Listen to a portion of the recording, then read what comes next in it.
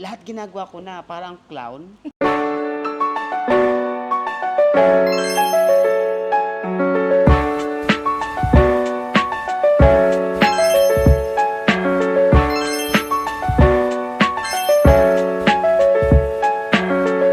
Xin chào, mabuhay.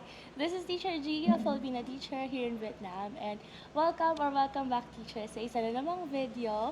And this one, teacher, this is special kasi meron tayong guest for today. So, let's welcome Mr. Marlon. So, isa rin po siyang Filipino na aking katrabaho dito sa aming center. So, on this one, teachers, I would ask Mr. Marlon some questions, general questions about teaching here in Vietnam. And I hope all his experiences in terms of teaching and living in Vietnam would help you out sa iyong journey dito sa pag-apply sa Vietnam. So, simulan na po natin.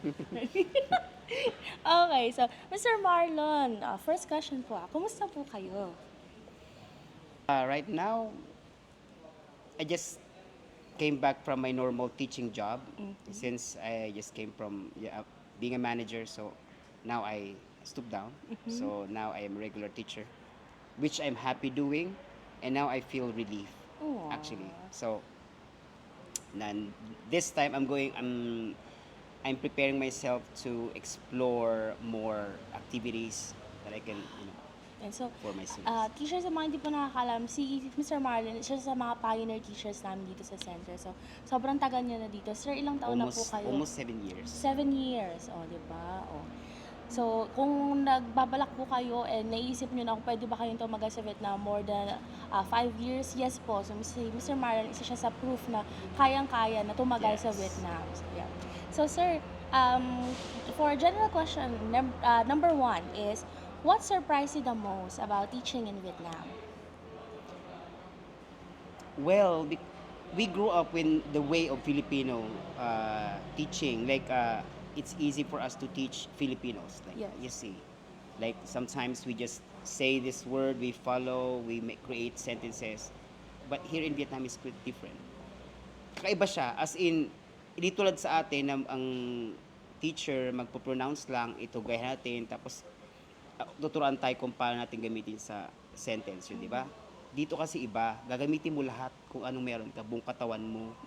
And then, first time na nagturo ako dito is, syempre, yung way ko is different. So, even, kahit anong sabihin ko, the more mag-explain ka, the more hindi ka na maintindihan. Kasi, since beginner, so, first time sa English, and hindi mo ma-deliver, kung explain ka na explain, hindi mo ma-deliver talaga ng fully. So, what you're going to do is sign language, hand gestures mo, tapos body language. There comes a time na na yung open the door, pupunta ako sa may pinto, and then gagano ako, close the door, open the door, and lock the door. Gumaganyan pa talaga ako. Para mag-get sila na kung anong ginagawa ko, sinasabi ko din para mas mabilis. Basta gamitin mo ka lang lahat mo, may visual ka, as much as possible. Kasi kung di nila makita sa pictures especially, wala talaga siya yung pag-comprehend nila isang vocabulary, mahirap. It's either mag-translate sila. So for sir, sa 6 years mo na stay dito, ano yung pinakamalaking challenge na mako-consider mo in terms of teaching? Pinakamalaking challenge is yung magstay yung estudyante. Kasi you need to be everything. Yung like especially wala ako sa kids part, so nagtuturo ako mga adults, di ba? So ibig sabihin, yung mga adults kasi they are businessmen, they have their career, they have their own career na. So they're still studying to improve themselves or they want to travel abroad. Pero of course they're paying their own money. So you need to be everything for them to stay. If you don't, then they will leave. They will find another center to study. So, lahat ginagawa ko na, parang clown. Alam mo yung parang clown ka Wala talaga. naman na talaga, sir. And lahat hindi ka pwedeng magbago ng mood. Kailangan kung ano ka nagsimula, kailangan hanggang sa matapos yung course, ganun ka pa din. Consistent Kailangan consistent dito. So, as a teacher, you need to create interactive activities and fun activities for them. They have fun while learning. So, that's the main goal and focus sa aking klase. Oh, yeah. Yun ang ano. Yeah, tama yun, no? So, yun nga, nabanggit ni Sir Marlon, teachers, na isa sa pinakamalaking challenge talaga kapag adults din yung klase mo is yung paano mo sila mapapaste. Kasi, of course, sila yung nagbabayad ng sariling course nila. So, Sir Marlon, in terms of adjustment period, kasi isa rin po sa mga tanong palagi ng teachers, gaano ba katagal yung kailangan na maging adjustment period? 3 months ba? 6 months? A year? In terms of teaching dito? Ganon. Actually, sa adjustment period kasi, di naman kasi bago sa akin yung ano, ako yung tao na mahilig mag-research din eh. Mhm. So, sa Pilipinas pa lang ako, in-interview pa lang ako ng ano, nag-research na agad ako. Ano ba yung way dito, paano pamumuhay, even sa personal life ha. Eh, syempre, yung season, alam mo naman sa atin, wala naman tayong winter. So, well, sa Baguio, meron silang taglamig. Mhm. So, lahat, kumbaga sa adjustment period, medyo hindi ako nahirapan kasi we're still ASEAN. So, medyo ang struggle lang siguro sa akin yung chopsticks and noodles.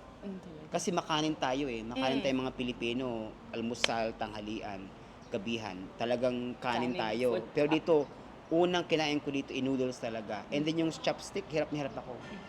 Hindi ko alam kung paano gumamit ng chopstick. So, yun talaga isa sa mga struggle ko. Pero kaya naman, after a week, natatuto naman ako. Nailaban din talaga. Wala, kaya wala ako masyadong ma-share about adjustment kasi ang bilis kong na-adapt. Ayun na. Even sa pagmumukha, alam mo naman, para sa hindi naman tayo mukhang foreigner dito sa Vietnam kasi Madalas halos sa pagkakamala magkaparehas. na Oo, sabi ko sa iyo, kapag lumabas ako doon, hindi kausapin ako ng mga Vietnamese, parang kung Vietnamese native. Ito naman sir, in terms of sa magagandang bagay sa Vietnam, kasi di ba napakadami din naman, pero kung tatanungin ka, what's the best thing about Vietnam? Marami eh. Kasi tayo mga Pilipino, hindi tayo nag-stay din sa isang parang kahon tayo. Alam mo yun? Siguro masabi ko parang mas na-enjoy ko ang buhay dito. In what way, sir? First, I teach. I got chance to share my, salary sa aking family. Nag-send ako, nag-enjoy ako, nag-travel ako, I hang out, I do networking also. Hindi yung networking na na Scam, what you're walang thinking. ganun-ganun. Walang ganon, di also dito yan. What I'm trying to say is, lumalawak yung connections mo. Kasi yung mga estudyante mo kasi, most of them have careers. So, hindi ka beginner pagdating sa business. Magiging mo sila, lahat sila mga professionals na. So, lumalawak yung connections mo in a way na marami may share sila sa'yo. So, yun ang na-enjoy ko dito. Second, na-enjoy ko, winter. Winter is my True best dito. Number one ko yan. Aside from naging passionista ka, Lamig na lamig. aside from naging fashionista ka pag winter, yung na-enjoy mo talaga yung, wala sa Pilipinas ito. Hindi mo kailangan pumunta ng Baguio. Alam mo naman, mahal-mahal pa rin naman ng Baguio. Naka-aircon sa labas. Oo, todo. di ba?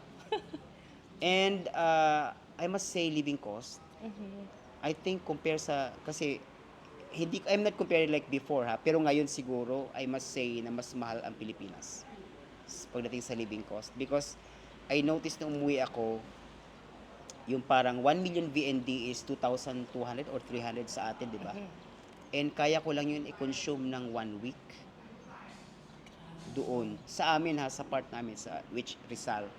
But dito, kaya kong 2 weeks yun. I-stretch out yung O kaya ko yun, yung budget. Kasi mura ng food eh. Kaya doon ko na-realize, sabi ko, mas masarap sa living cost, mas okay dito. Possible sa kaya lahat. Restaurants kay pang mayaman, kay pang mahirap. Kasi andun sila lahat. Hindi ma-identify kung sino ang Oo, sino. hindi mo ma-identify kung sino mayaman sa kanila. Makita mo na may park ka na sa sakyan na de kotse, kain sa karinderya. Hindi mo talaga din ramdam Hindi yung mo ramdam bigat ng talaga, presyo. hindi mo ramdam ang Oo. bigat. Pero dyan sa atin sa Philippines, talagang laki ng hinayang mo. Kasi nga, syempre, Oo. yung mga prices din naman na mga Yung mga kinukonsume guilty mo, natin. iinom ako ng ganito, pero yung family ko, anong pagkain? Maglungkot-lungkot ka doon, Oo. no? So, last question, Sir Marlon. Ano po yung advice na bibigay niyo sa mga teachers na nagko-consider na pumunta dito sa Vietnam, lalo na ngayon? Kasi, di ba, marami na rin sa TikTok nagsabi na, wag na tayo mag-imbita ng mga teachers natin na pumunta dito sa Vietnam kasi saturated na. Ano naman po yung masasabi niyo in terms of that? normally, kasi di ba dati, pag mayroon tayong employer, so, you need to do your research. Number one yan. Do your research, and of course, you need to know the culture. Don't expect that Vietnam will adjust for you. You need to adjust for the country. Kasi unang-una, you need also to, ano tag doon, yung sarili mo, ihanda mo sarili mo. Prepare yourself. Aside from the weather, the culture, the tradition, Lahat talaga from mental, mental, emotional, mentally and physical. emotionally. Besides, hindi porke na-experience ko yung ganito na okay lang ako, nagtagal ako ng ito. Hindi ibig sabihin, yun din ma-experience mo. So, we have different types of Vietnamese. We have different types of employers. So, hindi ibig sabihin, ay, naging masaya ako dito, magal ako ng matagal dito. Eh, ganun ka din. Tama. So, I must say na lucky and blessed ako na pinagsama. Kasi I have talaga na maasahan na boss at hindi talaga ako iniwan. And then, well, I'm wishing na kapag, or I'm hoping na kapag makapunta ka man dito, eh, you have the same situation, you have the same experience. You will have the same. Ay masabi ko lang is, handa mo sarili mo and wag mong palagi na kapag akala mo pagdating mo dito, okay na lahat. No. Struggle is real. Challenges is real talaga pagdating mo dito. Well, challenges is good. Talagang ano, ang kumbaga gawin mo matatag ang puso. Number one, isa sa mga number one na kailangan mo ihanda is wag mong idadamay ang personal thing sa trabaho. Even sa Pilipinas naman, di ba? Iluwas Dapat natin hindi pala. natin nagasama yung personal thing natin sa trabaho kasi maapekto talaga siya. And number one dito sa center ko ha, center natin, ang employability is number one. Make them keep you. Hindi yung make them kick you out. Alam mo yun? Yes. Make them keep you. Bakit ka nila kailangang i-keep sa company? And yun ang nakuha ko dito. Pinakita ko sa kanila na I'm a Filipino. I can do many things. Kita mo naman sa company na to. Hindi lang ako nagtuturo. Tinutulungan ko ang marketing, tinutulungan ko ang sales. Ako na kaya nito eh. Jack of all trades. Yung pang ganon, kaya kita mo naman, iba yung mga offer nila, o iba yung treatment nila sa'yo. So, ganon din. Ihanda mo sarili mo, ihanda mo lahat ng ability mo. And then, kapag ganon, makapag-demand ka. True. Makapag-demand ka.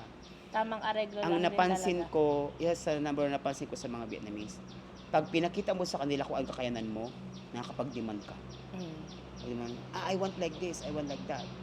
Proven. Diba? Mm-mm. Kung makikita din talaga nila na yung okay na okay yung skills mo and then parang kumbaga kasi ang thinking ko naman doon is yung mga mostly Vietnamese talagang talaga business is business. Kung wala silang nakukuha sa'yo, wala din silang ibibigay. Parang ganun. So, Exactly. kailangan na give and take din kayo. So, ganun. Wag po kayo din makipag-negotiate din sa employers nyo if alam nyo naman din teacher sa sarili nyo na kayang-kaya nyo yung trabaho. Ganun.